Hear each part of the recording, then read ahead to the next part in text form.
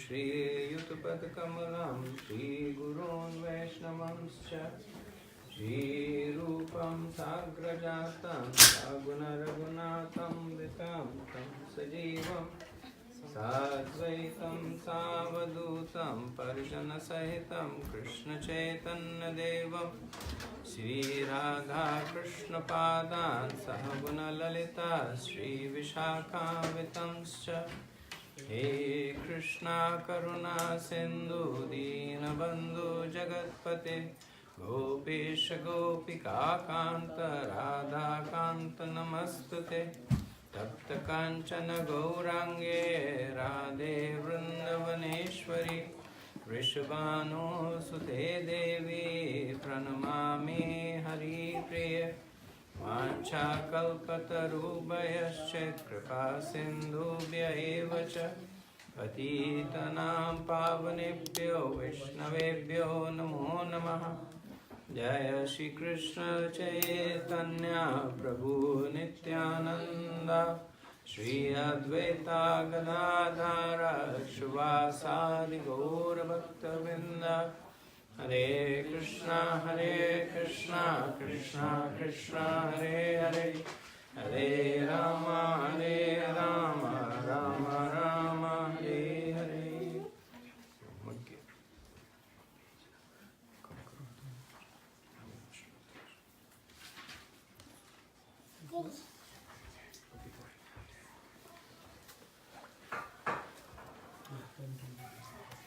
So the 10th chapter of the Bhagavad Gita, one of the I guess one of the easiest to read, the most amount of information packed is the 10th chapter, the opulences of the Absolute, which are Krishna's vibhutis. So Krishna speaks this chapter in response to Arjun's request that how can I think about you? How can I see you in my day-to-day life? And he's asking on behalf of us that as we go through life, we have so many commitments, we have so many things to do, we get busy. So in the midst of all this, how can we think of Krishna? So Krishna talks about his attributes over here in two ways. One is he presents himself as someone who is superlative, as the best of the best. He will say, of this group, I am like the leader of the group. Or these qualities I embody the best of the quality. And he also presents himself as the essence of everything. Like he'll say that of the living, I am consciousness. Consciousness is the essence of one who is living. So the chapter is both very interesting to read and also easy to mislead.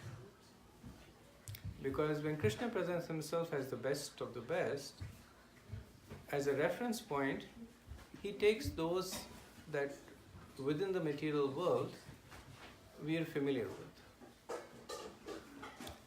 Like he will say that amongst men I am ability. So the point he's trying to make is that Purusharth, the essence of Purush is Purusharth.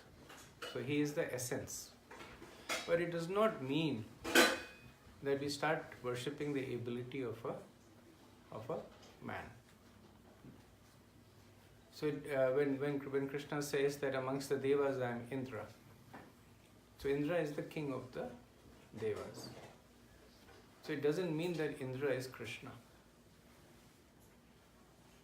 It just means that the quality that Indra represents of being the best amongst an exalted group. The Devas are very exalted amongst the best. He is the best amongst the exalted. Like Krishna will say, amongst the men I am monarch. Right? And then some king says that I am Vishnu. So that's not the intent. So this is a chapter that is easy to read but easy to misunderstand also. So Srila Prabhupada goes to great pains in the purport to make this distinction. And Krishna, of course, is doing that one to help us think about him as we go through our life. So if you see somebody who excels at something, somebody who runs very fast or somebody who jumps very high, then he's the Olympic gold medalist in terms of running, and that is Krishna. Krishna is the best of the person's ability. If somebody is very intelligent, that is Krishna. That is the best of intelligence.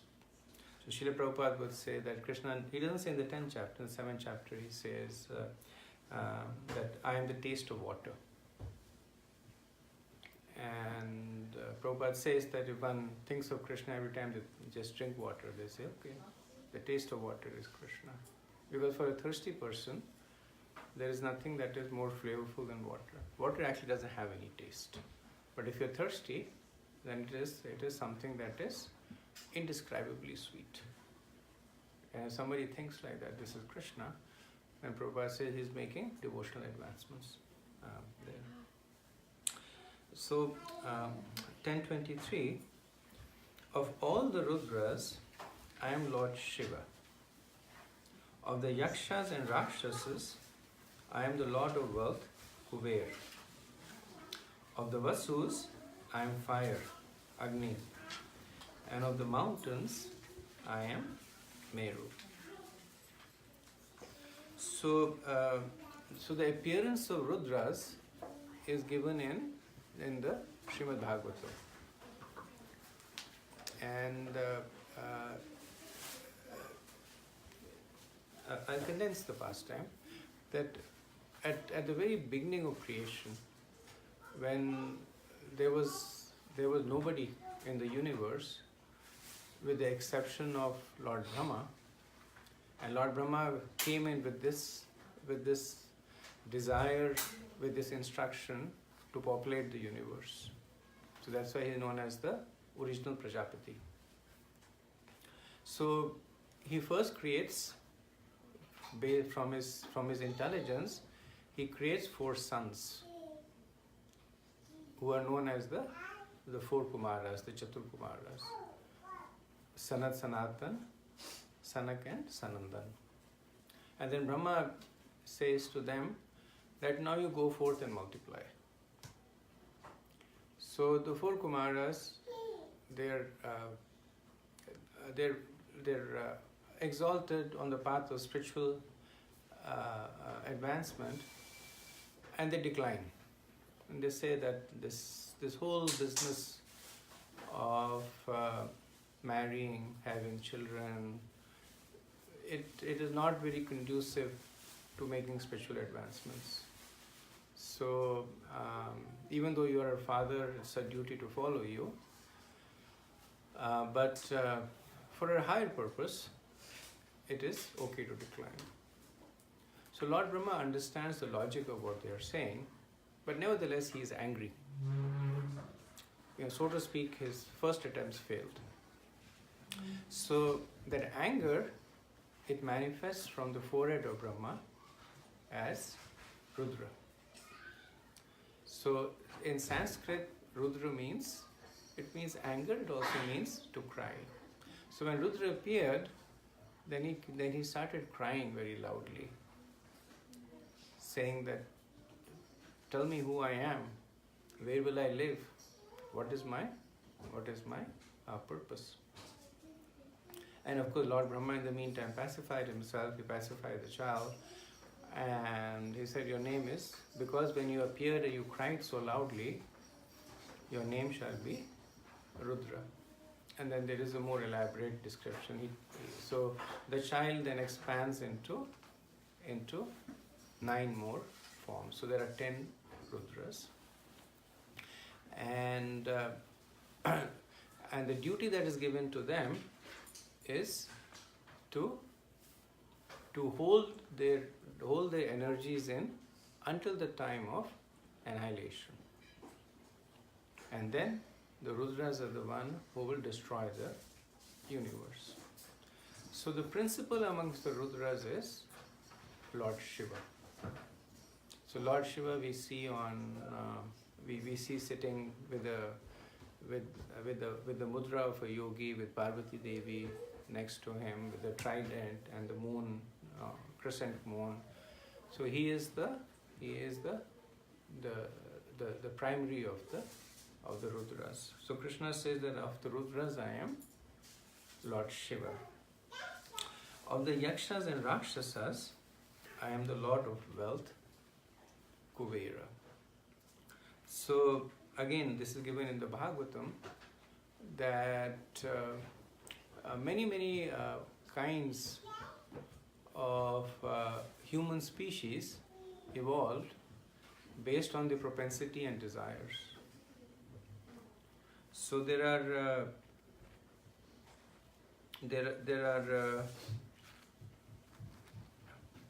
how many forms of living entities are there? 8.4. 8,400,000. So there are 8.4 million forms of living entities, out of which 400,000 are forms of human beings. And so there are all kinds of human beings. There are us that are known as the Manavs, there are the Devas, there are the Gandharvas, the Yakshas, the Rakshasas, the Danavs, so many kinds of human beings. So here Krishna is talking about Yakshas and Rakshasas. So the Rakshasas are all descendant of Pulastya Rishi. And Kuber is so actually the Rakshasas are descendant of Ravan. But Ravan is the younger brother of Kuber. So that is why Krishna is saying that of the Yakshas and the Rakshasas. And the Yakshas are followers of Kuber. So they accept that Kuber has the preeminent position amongst them. So Krishna says that I am Kuber. Of the Vasus, I am fire. So Vasus are a category of demigods, and the prominent among them is Agnidev, is fire. And of mountains, I am Meru. So Meru is one of the tallest mountains, not found in this Earth planet, but Meru is in one of the heavenly planets. But it is one of the tallest mountains. So Krishna is saying that I am Meru. Okay, next verse. Any questions on this? Question, Prabhu. Yes, Parikshit. So the verse says Lord Shiva is in charge of the mode of ignorance. Yeah. At the same time, he's also one of the greatest devotee. Yeah. So how do we reconcile that he is representing the mode of ignorance and also Right. Thank you. It's a good question. So the question is that Lord Shiva is in charge of the mode of ignorance, but is also considered to be a great devotee of Krishna. In the Bhagavatam it says that of all the Vaishnavas, Lord Shiva is the greatest. And of the four sampradayas, the four Vaishnava sampradayas, one of the sampradaya actually descends from Lord Shiva. The other three come from Lord Brahma, which is the Brahma Sampradaya, from Lakshmi Devi, which is the Sri Sampradaya, from the four Kumars, which is the Kumar Sampradaya, and from Brahma comes the Rudra Sampradaya. So I think the operative word, and you said that yourself, is that Lord Shiva is in charge of the mode of ignorance, he is not in the mode of ignorance. So Prabhupada would give this example of a teacher who is teaching children with special needs. So that teacher is actually more expert than the other teachers. If a teacher is taking care of children who are very intelligent and smart, she has it relatively easy. She tells them to learn and they learn. But the teacher who is teaching children who are disabled, who have learning challenges, she has to be more innovative, more patient, more creative in trying to help them. So Lord Shiva has that mood, that he helps those that are in the mode of ignorance. So who are the people in the mode of ignorance? People who are addicted to meat eating, intoxication, illicit sex, gambling, people who reject scriptures, or people who are attracted to the more tamasic form of the religion. So they do black magic or worship ghosts. So these are tamasic people. But Krishna is so kind that he doesn't even let them go. So he takes his greatest devotee, Lord Shiva, and then he says, you help them. So we see that mood of Lord Shiva, that he takes his followers and so you'll never see Lord Shiva himself indulge. You'll never see Lord Shiva himself do activities that are in the mode of ignorance. So in fact, he is transcendental to the modes. He's not even in the mode of goodness. He's transcendental to all three modes. He's fully renounced, fully detached. But because he's such an exalted devotee, he gets the service of helping such people. And that is why Krishna is especially affectionate towards Lord Shiva. I thought Lord Shiva was a destroyer. He was, so he had two portfolios, destroyer and ignorance. So, yes, in a way, he has multiple portfolios. So Very diverse portfolio. yeah, diverse portfolios. So as far as the material world is concerned, Lord Shiva, he protects the material world. He takes on the role of Lord Vishnu. He is also a cause of the creation of the material world. He takes on the role of Lord Brahma. And he also, when the time is ready, he also destroys the material world. So he takes on the role of the Rudras. So the Bhagavatam talks about the glories of Lord Shiva. It's a little elaborate because Lord Shiva appears in different forms. So it's a little elaborate discussion. But yes, the position of Lord Shiva is very exalted, very, very exalted, very close to Krishna. And that is why Krishna entrusts. So Krishna is very good at delegating. He doesn't do much himself. If he finds somebody suitable, he delegates and then he goes to Vrindavan. So Lord Shiva is one of his primary delegators. That through Lord Shiva, through his energy, which is Parvati Devi, he maintains the whole material world. So that is why this particular material world is known as Devi Dham, because it is under the control of Parvati Devi or Durga Devi. Durga Devi is the energy of Lord Shiva, and again, through the agency of Durga Devi is also known as the mother of the universe. So all the conditioned souls, they enter into the universe through the energy of Durga Devi. Okay. You mentioned that Lord Shiva appears in different forms. So I am not recollecting any other form other than Lord Shiva on Mount Kailash. So he appears in form of the Rudras. The Bhagavatam describes the 10 Rudras, and they're all expansions of Lord Shiva. So, it's a little elaborate description, but it explains how in different parts of the universe, the Rudras are present. And even though their primary responsibility is for the annihilation, but they're still there. They're performing austerities. There's a pastime in which a particularly strong demon that could not be destroyed, so the Devas went to Rudra for the destruction, and the Rudra destroyed them. And then, of course, there's Lord Shiva in the spiritual world, right? He's the original form of Lord Shiva.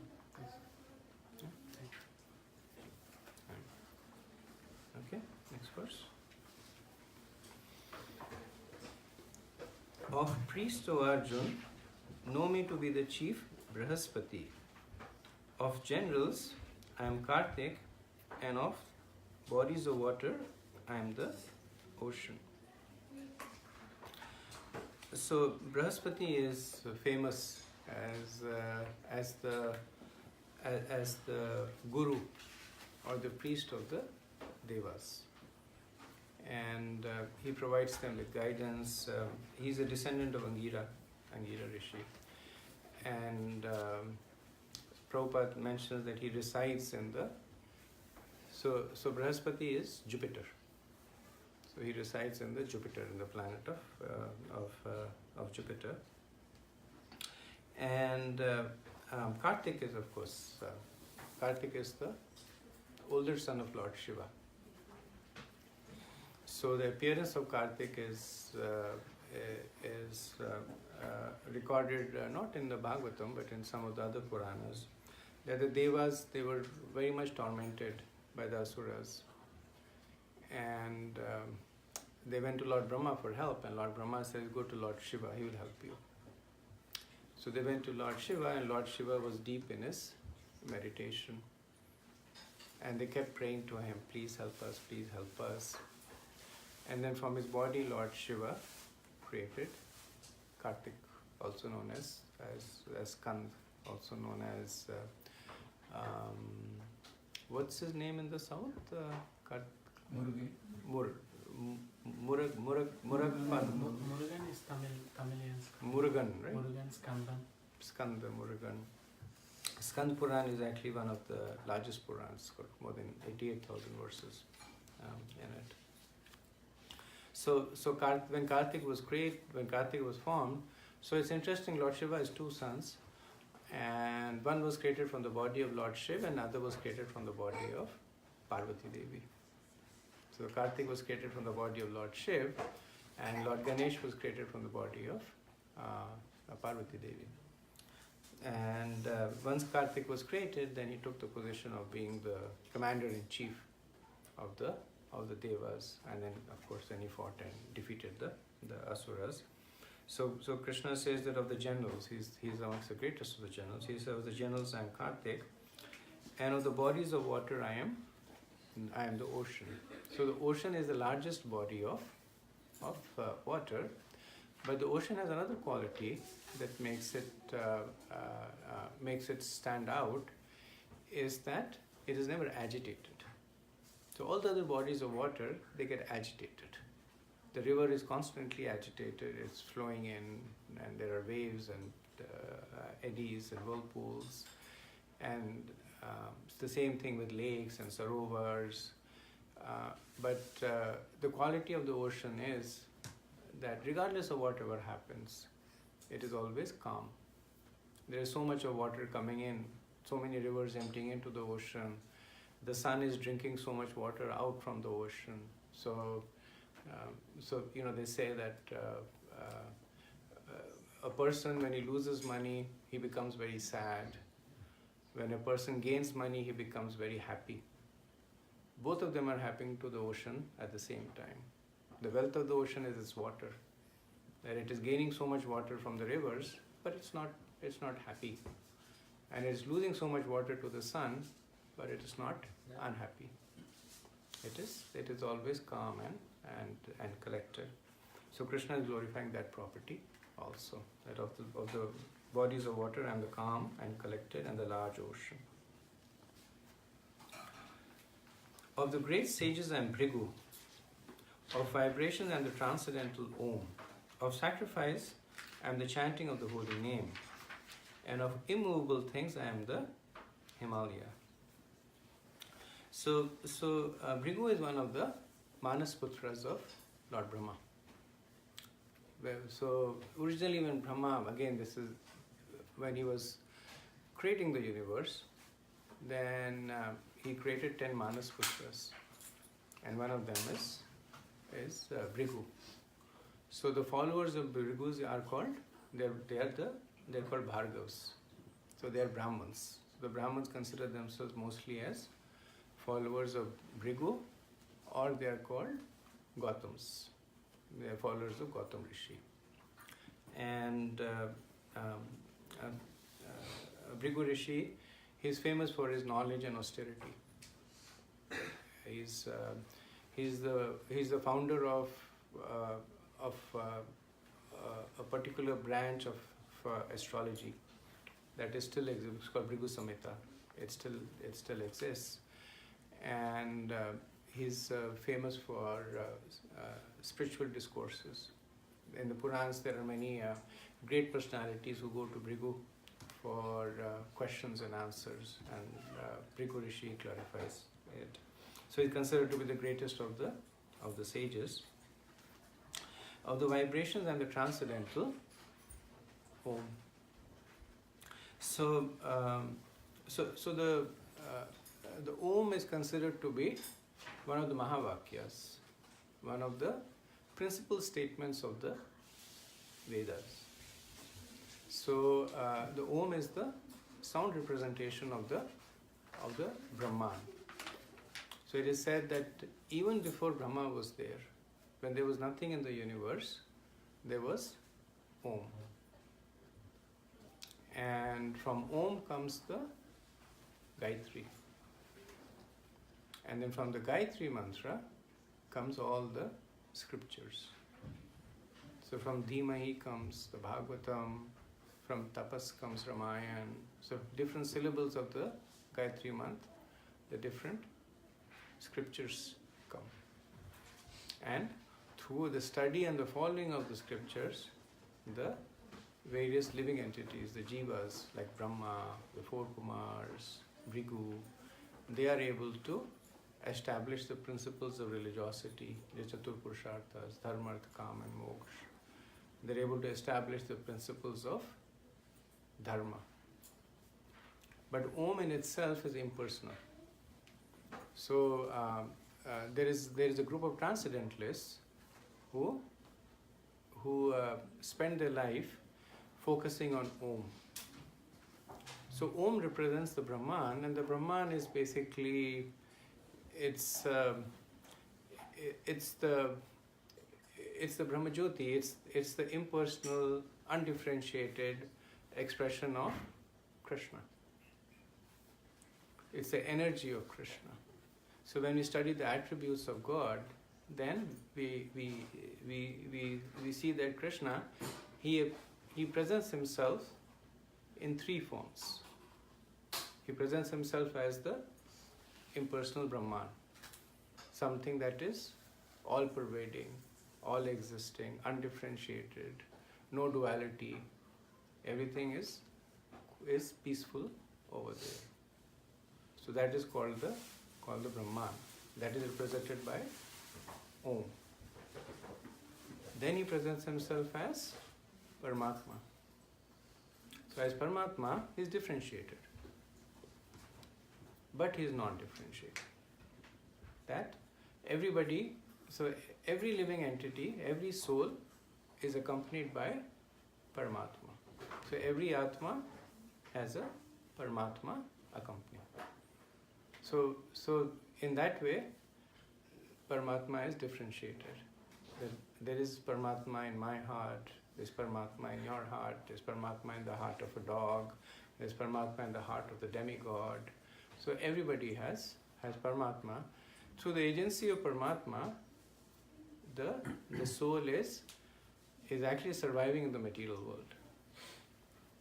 because they say that we are not material beings having a spiritual experience, we are spiritual beings having a material experience. So our intrinsic nature is that we are eternal spiritual souls. But we have somehow or else come into this material world. So if you were to go to a completely alien planet where you cannot breathe the air, you cannot drink the water, where you don't know how the laws of nature work, then you're completely incapacitated. If you went to moon, like in our current form, we would not survive over there because there's no air to breathe, it's too cold over there. So that's what happens to the soul. When the soul comes down to the material world, then the spirit soul has no experience with the material elements, does not know how to manipulate them, does not know how to nourish itself through them. So then Krishna expands his Paramatma and says, I will come along with you. So it is through the agency of the Paramatma that the soul is surviving in the material world. It is through the agency of the Paramatma that we are able to manipulate the material elements. Because think of it this way, if we were manipulating the material elements as per our desires, then whatever we desire, we should be able to manifest that desire. If we want to fly tomorrow, then we should be able to fly. If we want to live underwater, we should be able to live underwater. Because if the soul knows how to manipulate matter, then all it has to do is desire, and then matter gets manipulated. But actually that does not happen. The soul desires, the Paramatma executes. And the Paramatma executes based on two things. What the soul desires and what the soul deserves. So I may desire to fly, but I don't deserve to fly. I may desire to touch this and make it gold, but I don't deserve that. There are yogis who can do that. They can touch iron and make it gold. So they have acquired that level of those siddhis. And the Paramatma says, okay, you deserve. So if you touch iron, gold, and Paramatma makes it gold. Not for me. And then the third representation is Krishna as Swayam Bhagwan. So that is, Krishna is the source of Brahman and Paramatma.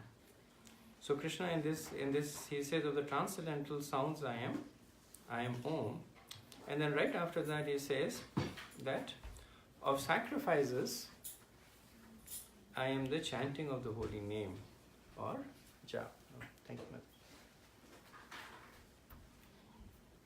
So especially for Vaishnavas, especially Gaudiya Vaishnavas, this is a very important statement, because this represents our core spiritual practice. So before we started the Bhagavad Gita discussion, we chanted the Hare Krishna Maha Mantra, which is jap, which is chanting of the holy name. And there are so many kinds of sacrifices that are given in the Vedas. The Rig Ved, Sam Ved, Yajur Ved, they all talk about so many kinds of sacrifice, very, very elaborate processes, many, many mantras to chant. And in the earlier times, people followed that process. They would do those sacrifices, they would get the desired result.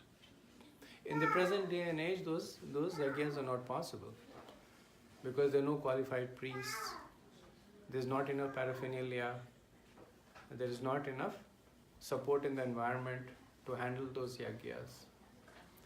But it's not really an impediment, it's actually a benefit for us. Because what that leaves us with, the chanting of the holy name of jap. And when we are chanting the holy name, there are no rules and regulations. So Chaitanya Mahaprabhu in Shrishtastakam, he says, Nama Namakari Bahuda Nija Sarvashakti Tatrapita Niyamate Smarane Nakala. So he says, Krishna, you have so many names, Nam Namakari Bahuda and Nija Sarvashakti. That in each one of them, Sarvashakti. You have invested them with all your energy. Tatrapita Niyamate Smarane Nakala. So Niyam means rules and regulations. Kala means skill. So he says, Tatrapita Niyamate na Smarane Nakala. There are no rules and regulations, no skills needed. So to do a Vedic yagya, a lot of skills are needed. The Brahmins would study for many years just to be qualified to sit and chant those mantras. But to chant the holy name, there is no skill that is needed, no kala. There is no rules and regulations that are needed, especially for the Maha Mantra that has Krishna's names in it. In the other mantras, there may be rules and regulations. For Gayatri Mantra, there are rules and regulations. And there are other Vedic mantras also. There are rules and regulations. But here, in this verse, Mahaprabhu is talking about Nama Namakari Bhavada. He's talking about the mantras that's composed of the names of Krishna. He says, Smaranaka etadrashita kripa bhagwan mamapi. He says, I see this as so much of kripa, so much of what is kripa? Kripa is like so much of benediction, so much of blessings. Durdevyam idrisham ihajani na anurag. It's my misfortune that na anurag, that I have no attraction for chanting of the holy name. And then we all experience that at least for those of us who are chanting, then because when we take the vow to chant, or when we accept this as part of our life, we chant, but maybe we don't chant with full attention. Maybe we don't chant with experiencing the bliss of chanting. That's because we have material conditioning.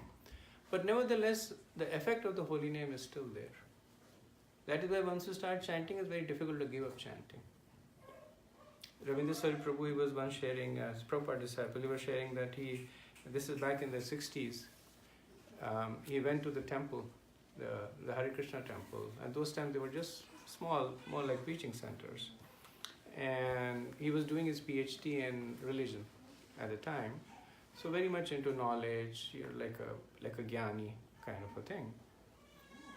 And he went over there and, the devotees told him, these are deities.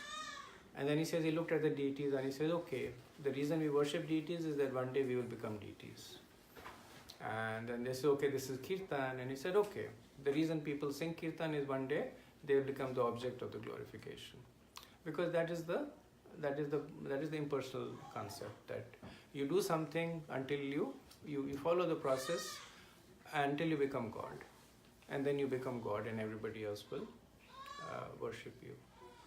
So, and then, he was chanting and he said, okay, he was chanting the Hare Krishna Maha Mantra. He said, okay, we're chanting until I don't need to chant anymore. This is just an initial introduction, orientation period for me.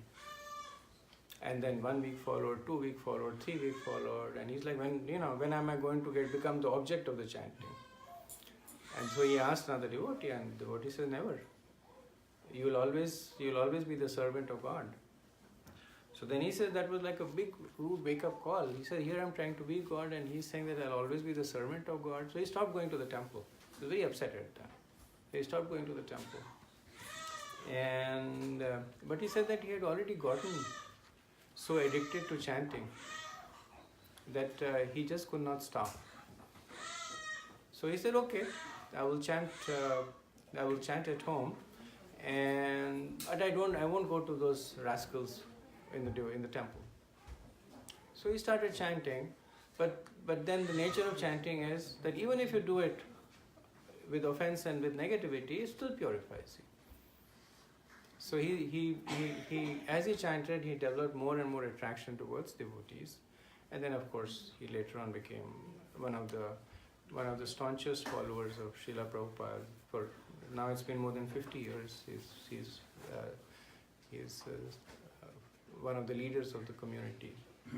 So that's the nature of japa, and specifically in this age of Kali, where in the Bhagavatam it is said that in the age of Kali men are, and I guess when they say men they mean women also. So they say that men are quarrelsome and lazy. They're quickly prone to anger. For small reasons they will fight with one another. Intelligence is very, very limited. So with so many handicaps, difficult to take to the more complicated, complex process of spirituality, but everybody can chant.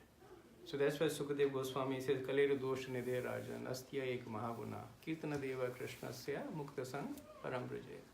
That Kalera dosha nidhe rajan. So he's talking to Parikshit Maharaj, who's the king. He says, Kalera dosh, this age of Kali, it's a ocean of woes. Kalera dosh nidhe rajan, astya ek mahaguna. But it has one great guna, it has one great redeeming quality. Kirtana deva krishnasya. That simply by chanting Krishna's name, Mukta Sangha Parambraje, two things will happen. Mukta Sangha means that this Sangha is association. So this enjoyment that we see in the material world, Mukta, so we become liberated from that. So one of the most bewildering things to Krishna is when he sees us trying to enjoy in the material world. You know, he sees the material world and then he sees us, he knows our original position, and Krishna is God, so you know, he knows everything about everything, but even that bewilders him. So what's wrong with them? Why are they trying to seek enjoyment from? Why are they trying to drink water in desert? Why are they running after mirages? And not just one mirage. You know, you run after one mirage, and then you find there is no water over there, and then somebody says there's another mirage over there. You run after that. And then they say there's no water over there. There's this movie, American President, which there is this conversation between the president and his political spin guy, the guy who does his spin, this political spinning. And the president said that, he's thinking of standing for re-election. He says, I don't know if I have it in me to lead. And the spin guy says, you know, you can show them dreams. So he says, what is the point? I show them mirages, but when they reach the mirage, there is no water over there. So this guy says, it doesn't matter. People are so thirsty that they will drink the sand.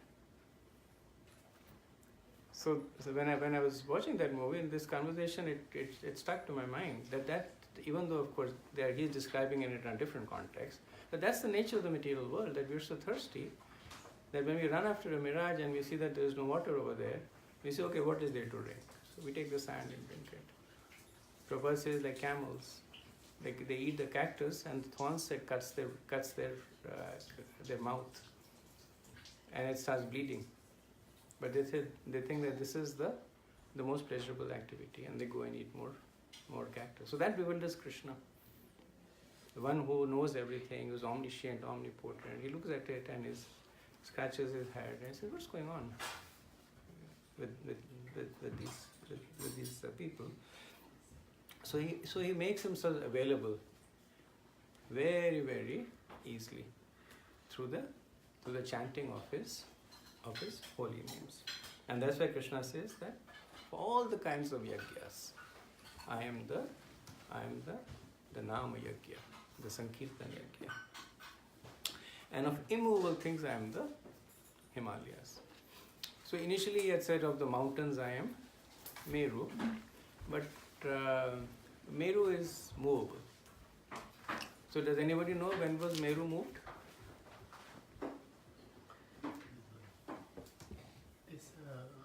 There is a Mount Meru and Vindhyachal, there is a competition. Samudra Manthan. During Samudra Manthan, the Devas, they took Meru, they put it into the ocean, they used Vasuki as a snake and they started doing it. Himalayas doesn't move. That is Mandara mountain. Mandara on the Vasuki, that is on Samudra Manthan, not Meru. Oh, okay. What does Prabhupada say in the purport?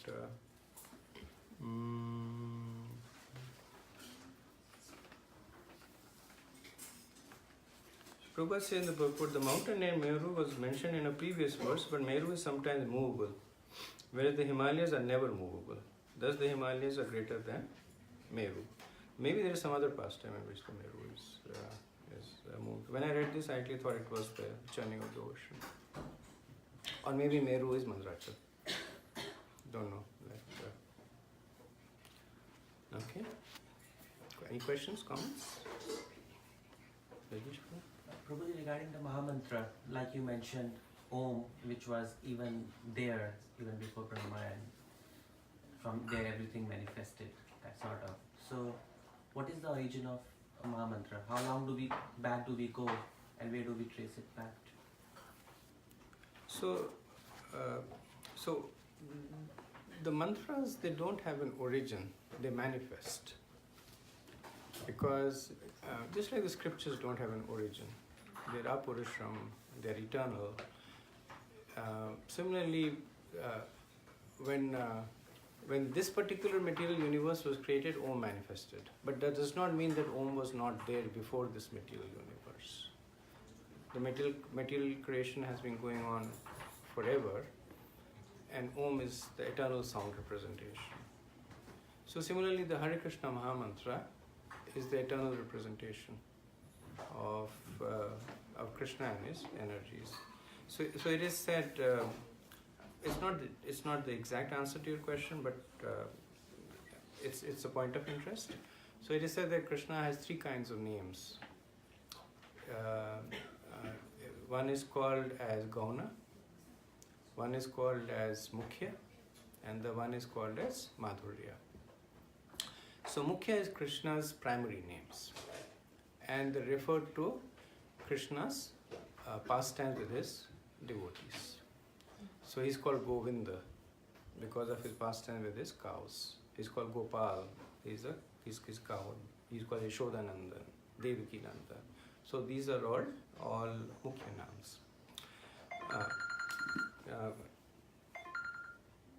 So Gauna are Krishna's secondary names, which reflect to not so much to Krishna but to his position as Bhagwan. So things like Jagatpati, Ishwar, Parmeshwar,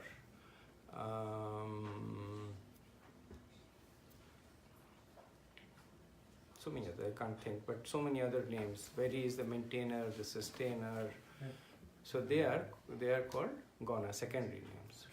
And there are 3 names that are considered to be Krishna's Madhurya's name, where Krishna invests all his sweetness. And these 3 names are Hare, Krishna and Ram. Okay.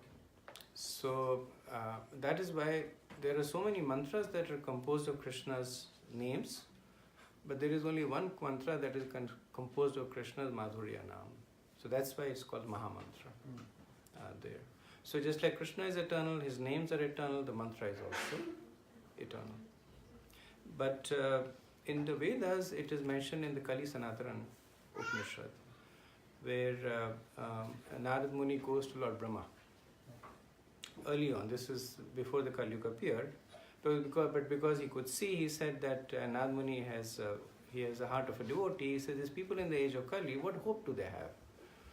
That they are not qualified to do austerities, they can't perform yagyas, they cannot perform piety, so there is no hope for them.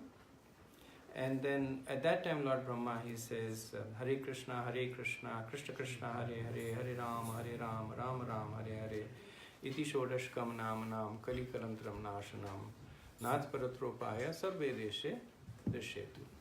So the mantra appears over there and says, Iti Shodashkam Namanam. So these 16 names, Kali Kalantram Nashanam, it will destroy all the, Kalantram means all the kleshas, all the inauspiciousness in the age of Kali, Sarve Deshe Drishetu. And so Brahma is the first receiver of the Vedas. Okay. So he is the topmost student of the Vedas. He says, I'm not saying this based on mental speculation. He's saying Sarva Vedeshe Drishetu. He says, after having studied all the Vedas, this is my conclusion. Right? So that's one of the popular places it appears. It appears in other places also.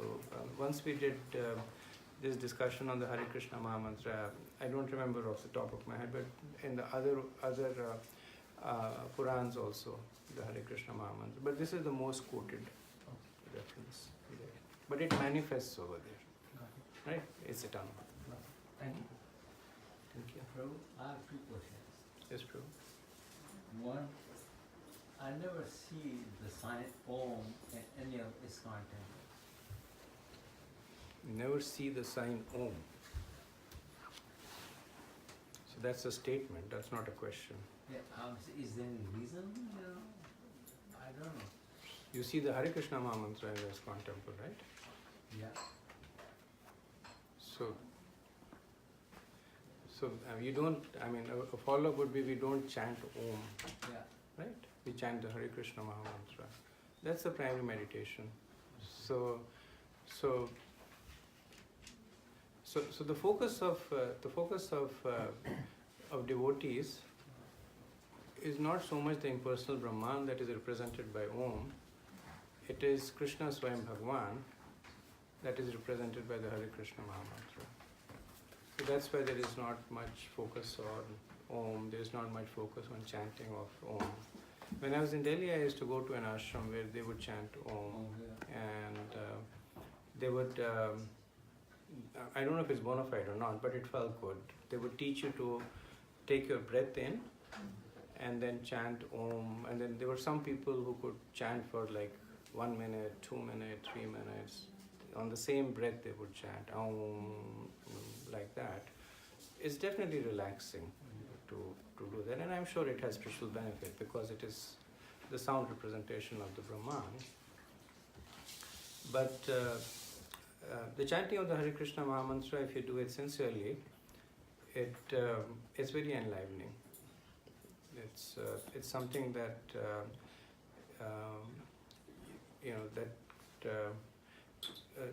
revives your relationship. So the nature of relationship is vibrant. So it kind of revives the relationship with God. That helps? And secondly, we don't say Gayatri Mantra either. We do say Gayatri Mantra, but only after initiation. So Gayatri Mantra, and this is a little different, that as per the Vedas, the Gayatri Mantra should never be chanted aloud. It should always be chanted in the mind.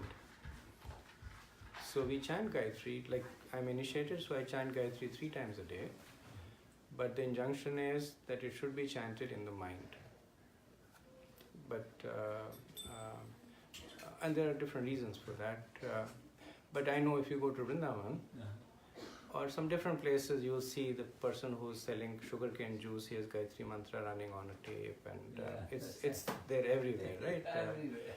So at least as per Gaudiya Vaishnava understanding, that is offensive. So it's like giving. So Gayatri Mantra is a very potent mantra. So only one who has received it from the Guru through the bona fide initiation process is qualified to chant it. Is that okay? Yeah, thanks. Okay. For somebody else, I think Akshay and then Ravi. So, Prabhuji, did you mention that once devotees start chanting, obviously I'm talking about referring to experienced devotees, that not the initial chanters, but even though there's not so much of ras in chanting, they still continue to chant. Right. So, should we assume that the holy name is not different from Krishna, right? Right. So that once we start chanting, that once we are with Krishna, Krishna never leaves us. So is it like that we go on autopilot, and we don't have to? We should be rest assured that once we have started chanting, that this is going to go on for a long time.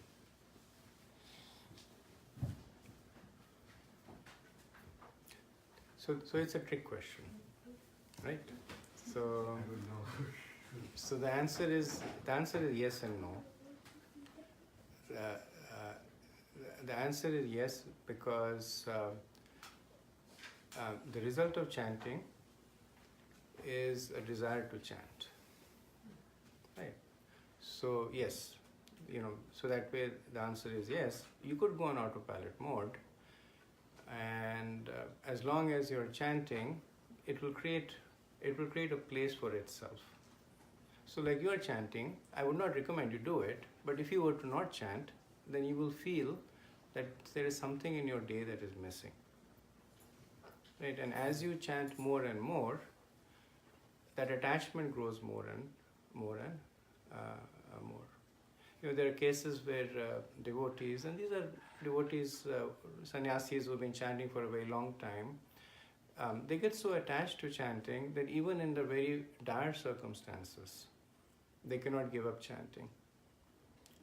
Like I personally witnessed Bhakti Tirth Maharaj.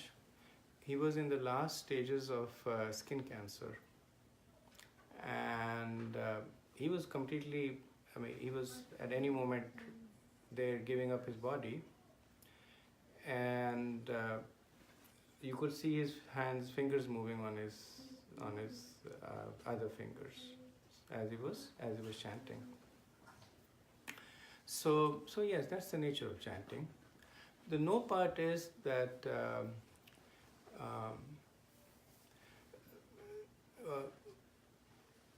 what is glorious over here is our effort, is the sincerity that we put in. So the nature of sincerity is that it constantly strives to improve upon itself. Otherwise, it's not sincerity, it's something else. So you work in a professional environment, and you can make the distinction between employees who are motivated and employees who are not. So there are some employees on autopilot, they won't get fired, but they won't get promoted. And then there are some employees that are motivated, they're going on, getting more certifications and trying new things.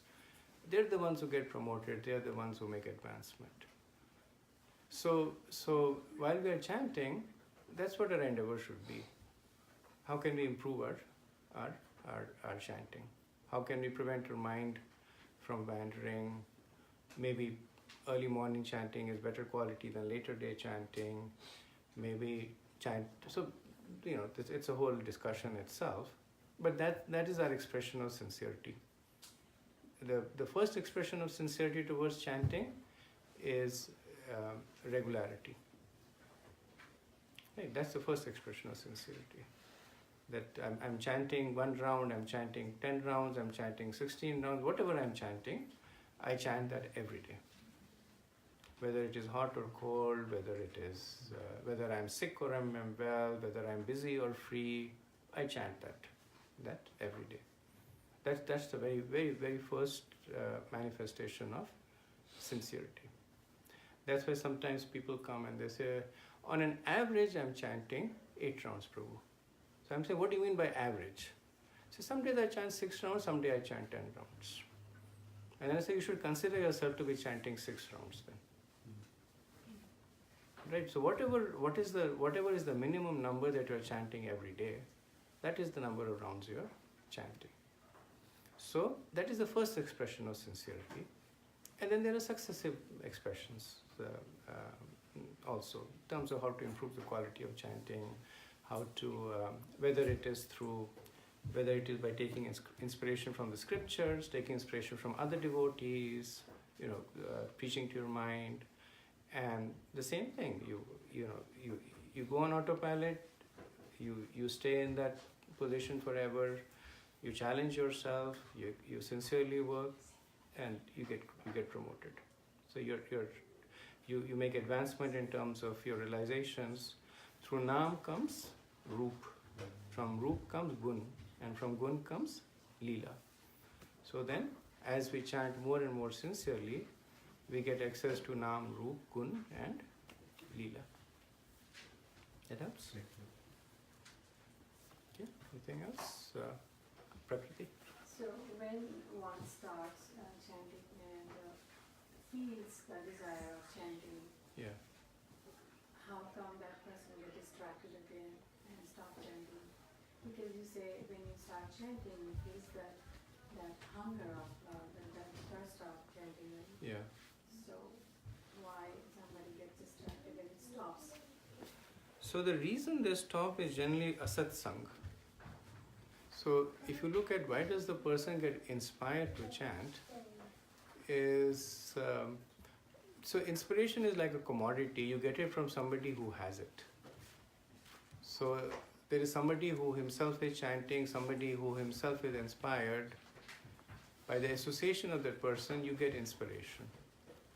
By giving up that association, you lose that inspiration.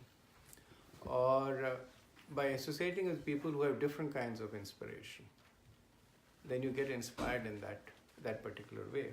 Prabhupada would say that if you want to become a thief, you start hanging out with thieves.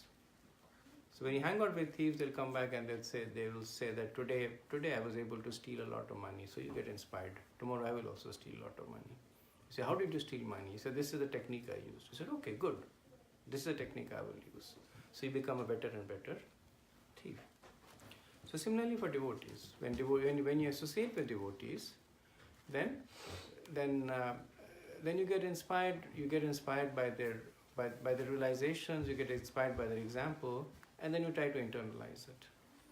And when you don't associate, then you get different inspirations. You may associate with somebody who's very materially invested. Let's assume the Fridays you come here, Saturdays you go somewhere else, and the person says that the purpose of life is to eat, drink, and be merry. This life is small. Who knows what will happen when you die? So all that you have with you is these few years. Enjoy them as much as you can. That's an inspiration in itself. One kind of inspiration, right? So maybe you'll chant here, you won't chant there, and depending on which dog wins. Prabhupada says if two dogs fight, which dog wins? The dog that you feed more wins.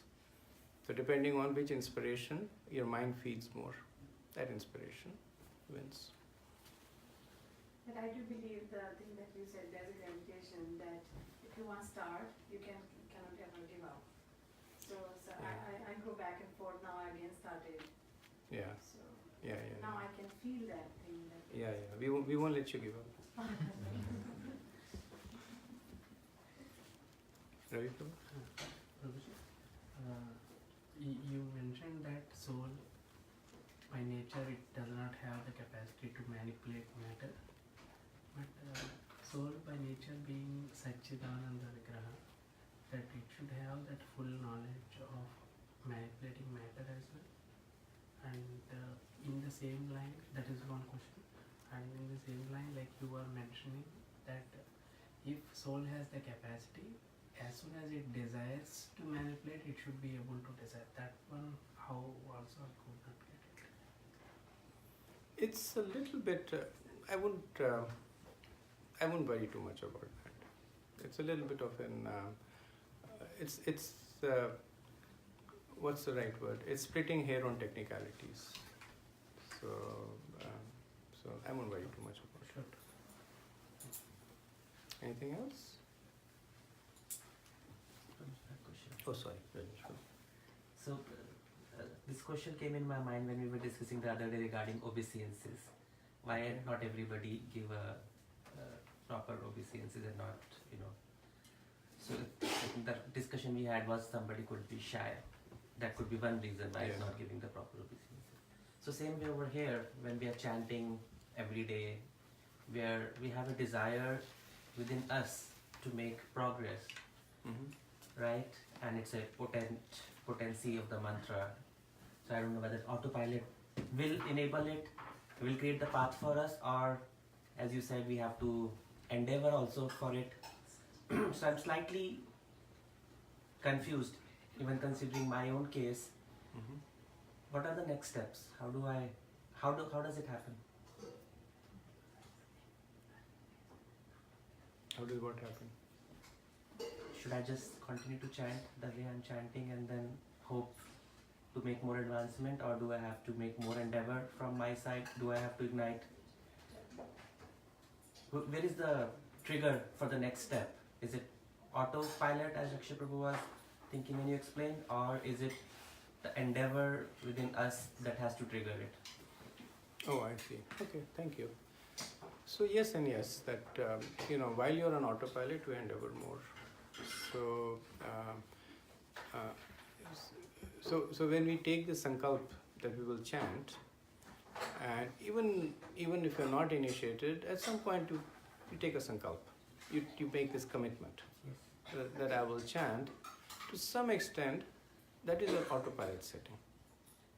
I'll chant 8 rounds, I'll chant 12 rounds, like you're chanting 16 rounds, that's your sankalp, so you chant 16 rounds.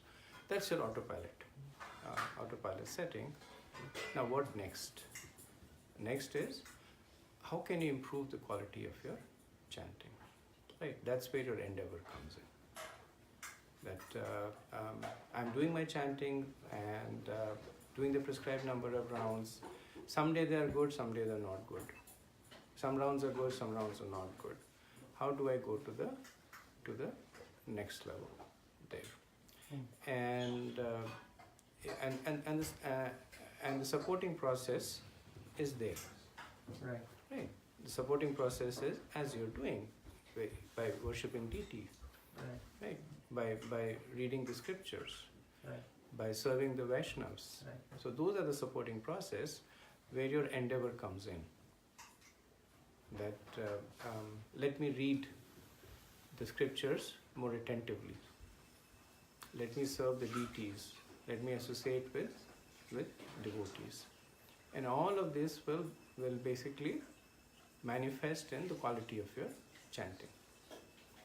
So disciples would ask Prabhupada, am I making spiritual progress? And Prabhupada would ask them that what is the quality of your chanting? So that is where everything comes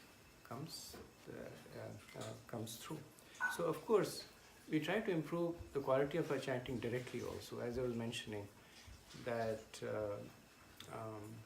by creating an environment that is conducive to more focused chanting. More focused, okay. Right, so we try to do that. Right. We try to chant in the Brahma Muhurat, we chant in the association of other devotees, we consciously try to bring our mind back again and again to the holy name. So this is our direct attempts. And then there are our supporting attempts that go in, and then they all basically funnel in and fructify in terms of the quality of the chanting. The core of it is chanting, and everything else should help improve the age chanting of- and then things. Yes, for the age of Kali, Okay. that's why this is the point made over here, for the age of Kali, and it's not just for the age of Kali, for all ages. The chanting of the holy name is the prime means of making spiritual advancement. It's just that in other ages, the supporting processes were different. Kritaya dhyayate Vishnu, Treta yajate maka, Dwapare paricharyanam, kalotadhari kirtana. That in Kritaya, in Satyug, it was dhyan. People were sitting and meditating for thousands of years. But what were they meditating? They were meditating on the holy name. That was their chanting. Then Treta yajate maka, they were performing yagyas. And in the yagyas, they were chanting the holy name. Dwapare paricharyanam. Dwapar Yuga, elaborate temple worship. And what happens in temple worship? Glorification of the Lord, chanting His names, and Kali Tadhari Krishna, Kirtana. So in the age of Kali, we are not able to do any of the other supporting methods. So, in a way, it's good also that we have direct access to the chanting of the to the holy name. And it's bad also because it's like win or what they say, win or miss. Hit or miss, right? It's hit or miss. Right. So you have attraction for the chanting of the holy name, and you have reached the perfection. Not just for Kali Yuga, but for Dwapar Yuga, Treta Yuga, Satyug, all yugas have reached the perfection. One who chants does not have to do any of the other, does not have to meditate, does not have to perform yagyas, does not have to do deity worship. That is the ultimate goal. Thank you so much, Prabhu. So we should take our chanting very, very seriously because that is the essence. The chanting is the essence, right? Just always chant, it depends how you start experiencing different, right? Your perception changes when you start looking at things, right? And it's a slowly, yes, an autopilot, but slowly how you start perceiving things, right? It doesn't matter objective or, I think That's how I feel. Yeah. Start experiencing something within difference. Yeah. Right? Sometimes. Yeah. And one of the earlier experiences of chanting is material detachment. That's one of the earlier experiences, that as you chant, then things that might agitate you do not agitate you that much. So that is a manifest symptom of chanting. Okay. I think one major hindrance is that the mind is always looking for reasoning, is always looking for, okay, why should I chant? The reason for chanting. We are not able to surrender to chanting also, because we're always thinking, no, but I have these other things I have to take care of. And chanting is not going to take care of my chores.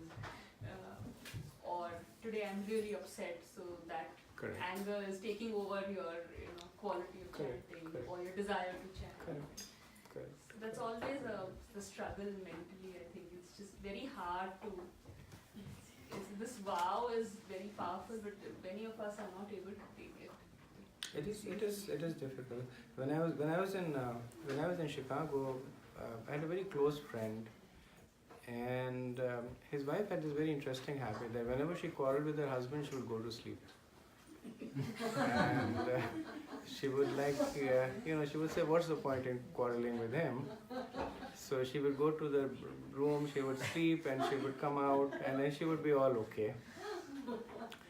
And the husband was a good friend of mine. It would frustrate him no end, because when you're having a quarrel, then you have a lot of stuff to say and things to do, and all that would be like unfulfilled there. So so he would say, I've never won an argument with my wife. I've never won a fight with my wife, because she doesn't engage. She goes to sleep, right? So that's the nature. Like when you have so many things that are ready to fight with you, then chant. Because you can bet that after you chant, your chores will be there. They're not going to go away. The material emotion that you're experiencing, they'll be waiting for you patiently. They're not going to go away there, right? But you're not, instead of giving them 24 hours in a day, you're giving them 22 hours in a day. Right? So at least you're not giving them the pleasure of taking over you 24/7. Right? So that is your first victory. And it's not a small victory. Believe me, I used to see my friend, he used to be very agitated. So I, in my mind, it's like, that's the modes of material nature. They're waiting to fight with you, try to conquer you, try to overwhelm you. If you don't give them gravity, they'll go away. What will they do? I read somewhere that to train your kids to not develop anger, you should teach them to distract themselves. It's exactly what you're saying. Basically, the wife is just distracting herself. Correct. Yeah. I look at it this way, the chanting is like an alcoholic guy, he has to have alcohol. Same way is chanting, you do it 10 times and you have to do it the next day too, because you are used to it so much. It's transcendental addiction. People who run, They have to run every day, right? They run every day. Yeah. Even if it's winter, I see people running outside. I'm warmly sitting with my sweater and all that. I see this person running, and I'm like, what's wrong with him? But yeah, that's how that person is conditioned.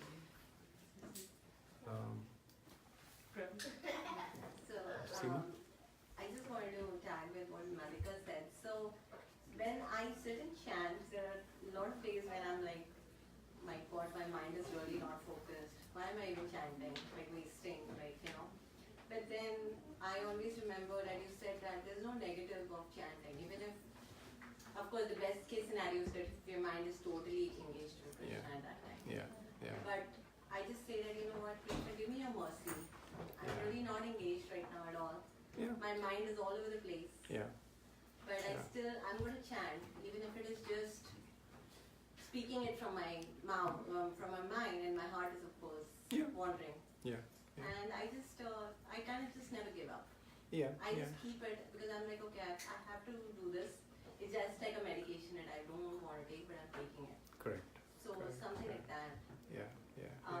And I remember once, Prabhu, you said something about a true devotee who's never agitated. And can you repeat that line that, he's never too angry, he's never too sad. Yeah. So chapter 2 from verse 57 onwards. So these are the favorite qualities of Krishna, of equanimity, prajahati sadakaman, sarvam partha manorathan.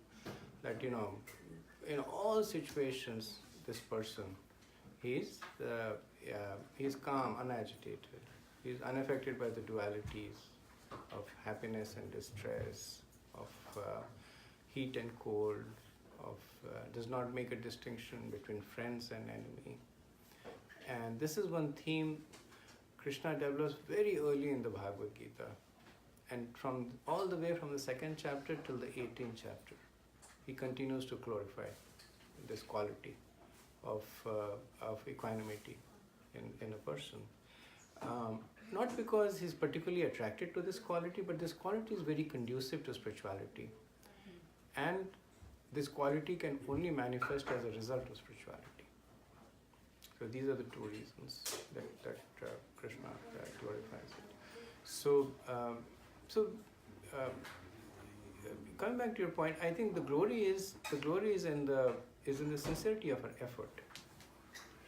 Right. So we chant. We know it's not the best quality, but then what's the alternative? You give it up, right? So that's not an alternative. So it's kind of like, you're going up the hill is too steep, maybe you're going slow, but you're still going up, you're still endeavoring. That's what attracts Krishna the most. That, he says that, look at this person, that his mind is not cooperating with him, Dhaval is not cooperating with her, and despite all that, she's still chanting, right? That opens Krishna's heart. Ultimately, pure chanting is only possible by the benediction of Krishna. Because Krishna and his name are non-different. So when you're chanting, you're inviting Krishna into your heart. Right? So when we are chanting, we are saying, Krishna come, Krishna come, Krishna come. Right? And then ultimately when he comes, it is because of his own free will. Because he sees the sincerity. We can never, or at least at our stage, we can never reach out and grab Krishna and put him in our heart. Yashodamai can do that. She's a pure devotee, we are not. So we can never grab Krishna and put him in our heart. All we can do is keep begging him to come. And this is what we do. So, every day, for 1 hour or 2 hours, where Krishna come, Krishna come, Krishna come, Krishna come, Krishna come. Krishna says, kya, theek hai, let me sit there. Okay. Just wanted to add one example to what we were discussing, challenges versus equanimity. So you had given that example earlier of a devotee like a swan or a duck, who from the outside may look very calm and full of equanimity, but there's a lot of effort going in being that state. So there's a lot of effort, there's a lot of challenges which are getting overcome through that effort. Yes. But the result is the serene personality that you get out of it, like a devotee, pure devotee. Yeah, it's a good point. Thank you. And also, equanimity doesn't mean being passive. Right. Equanimity means being undisturbed. Enthusiasm still very Enthusiasm is there, the fervor is there, but equanimity means that you're undisturbed. You do something and what you expect happens, you don't become wildly elated or wildly disappointed if the expected outcome does not manifest. Okay. And case in point is, we have that experience every day. Right. Every day we sit and chant. Some days our rounds are good, some days our rounds are not good. Right. But when our rounds are good, we say, may my round tomorrow be as good. Right. If the rounds are bad, we say, may my round tomorrow be better. Right. Right. So that's the nature of a devotee. There's still, I think, the analogy you use is appropriate here. That still we try our best, but the quality that we manifest is that of steadiness. Right. And I think Akshay Prabhu is gone, but the point is that steadiness is a little different from autopilot. Right. Steadiness does not mean hands off the wheel. Right. Steadiness means steadiness in effort, steadiness in desires, steadiness in maintaining our sankalps. So that is the steadiness that we are aspiring for. Thank Yeah, good.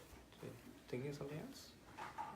Now, I was thinking of this very thin line because this concept of neutrality or zeroism, शून्यवादी जो बोलते हैं, Yeah. so they also have this concept of don't attach yourself to the result, just be same in all situations. Correct. But then they're not somehow making progress because they're satisfied or happy, I don't know what's the term to use, but they are okay wherever they are. Correct. Whereas in our line of thought process, like you're preaching, Yeah. we should always have constant endeavor Constant and endeavor. enthusiasm. So it can be misinterpreted also, the equanimity part of it. That Yeah. So it's the one hand and the other hand. So what neutrality does is that it gives you material detachment. So the Mayavadis and the Shunyavadis, through neutrality, they develop material detachment. But then they don't have any spiritual attachment. So they don't know what to repose. Right? So you have all this energy that was invested in one particular endeavor, which was a useless endeavor, and you take it out. And then you don't have anywhere to put it. But as devotees, we do both. We take out the energy from here, which is our detachment, and then we surrender to Krishna with all that energy. So that's why Sukdev Goswami says that Mukta Sang Param Vrajet. So Mukta Sang is getting detached from the material association. And Param Vrajet is reaching the ultimate destination. Right? So that is the big difference. So that is why Prabhupada says that those who follow the path of Shunyavadi or Brahmavadis or Mayavadis, ultimately they fall down. Because they may be able to materially detach themselves, but there is only so much that they can hold their energy in. The nature of the soul is Satchitananda. It needs to be engaged, it needs to be vibrant. So there's only so much the soul will tolerate. That, enough of Om Shanti Shanti, right? I actually need Shanti right now. So go and find me Shanti. So then the soul goes around looking for somebody called Shanti. So that's why then the fall down happens. Right? Okay. So we are actually over time, but I don't see the children over here. So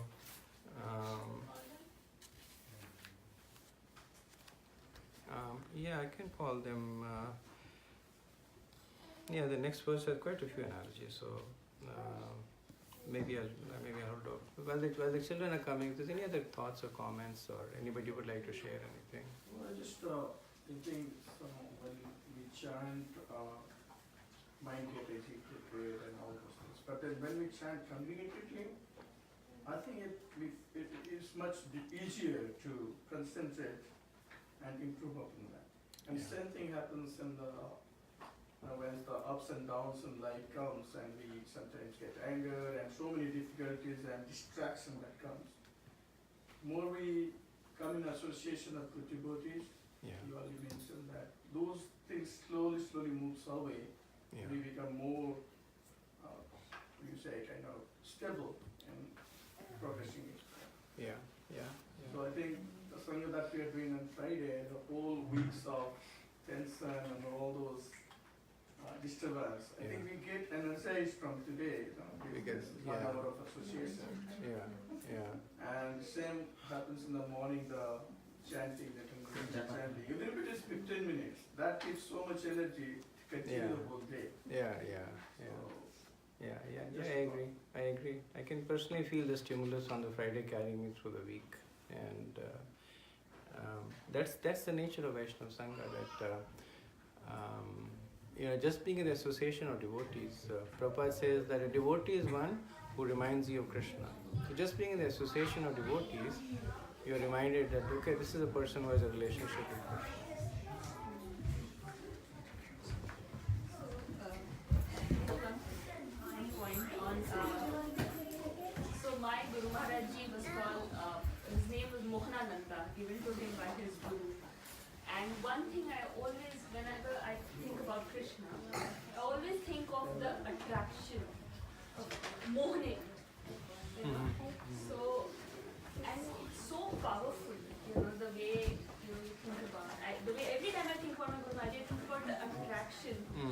And that itself is actually enough to keep engaged. I mean, do you need other reasoning? Do you need other, that attraction is so strong. Right. I keep thinking of it, Right. And that's the power of association. That's the power of association. It's so strong that it can never go away. I mean, I cannot imagine it going away because, and maybe that's what a lot of people, that's why they associate themselves with something. That is exactly right. Yeah. It's nothing else. I mean, you can't reason out, and you can always find reasons this way or that way. Yeah. There are enough number of people who can tell you why this does not make sense also. Yeah. Intellectually, maybe. Just that Mira's right. Water is there. There's so many messengers. They give in different directions. You have to decide the right course of action. Srila Prabhupada ki jai.